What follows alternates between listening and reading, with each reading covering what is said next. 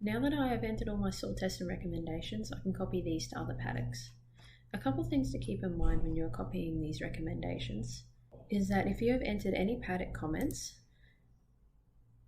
these will also copy over to other paddocks. If your comments are paddock specific, for example, like drainage issues or harvest dates, I wouldn't be entering comments until after we copy everything over.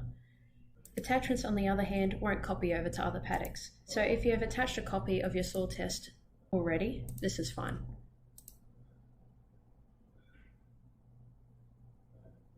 To copy, go to Action and select Copy to another paddock. Here you can select a few different ways to copy your information over. You can select ones that have no soil test, ones that have all the same soil type, or go down to the table below and select individual paddocks. For my one, I want to select all the same soil types to start off with.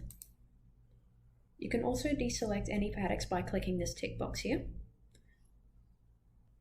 Last year I took a soil test on this paddock. It has some problems and therefore I've entered a different recommendation for it, as you can see. You can also individually select paddocks. These paddocks, for example, they are listed as mountains and hills soil type, but we all know Mackay's soil maps aren't entirely accurate. I know this soil type is actually podzolic, so I'm going to select these ones too. Once you've selected all of your paddocks, press Save. Now that you've copied them over, keep in mind that these paddocks are now all separate lines of data. Whatever changes you make to the soil test or recommendation will not carry over to other lines, unless you physically go to copy to another paddock and do it again. If you make a mistake and want to delete soil test and recommendations, go to Actions and press Delete Soil Test. This paddock here is not going under cane this year, it's just a little veggie patch, so it won't be needing a soil test or a recommendation. Repeat copying your other recommendations to your other paddocks. Once I'm finished, I'll show you what it'll look like when it's done. Now that I'm done, my NMP budget is all finished for the year. This is what my table looks like, and if I stick with this plan, I will be under budget. If you want a better visual of your recommended plan, you can go into the Layers button and click Recommended Products, and it will show a coloured map.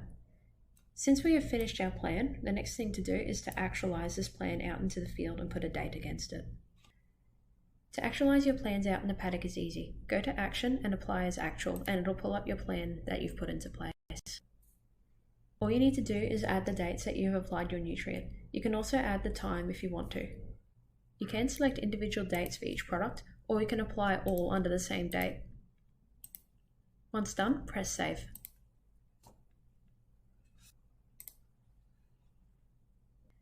Now you will see your actual figures starting to calculate on this row. You'll also notice that the status has changed again to Actual. Sometimes things don't always go to plan. If you want to actualize something that isn't on your recommended plan, there are a couple of ways you can go about this. The easiest way is to go back and edit your budget and change the recommended rate of the product or whatever you've changed before applying as actual. This one I've had to change the rate due to a late harvest. Another way is to get out of the soil test page, go to Nutrient and follow the prompts there. If you're unsure how to record a nutrient, there is another tutorial on our website you can watch on that. The budget will still calculate these nutrient events under Actual applied and will still change the status. If you make a mistake applying as actual, you can go and find the completed record that you've entered, and it will give you options to edit or delete it when you click on the line.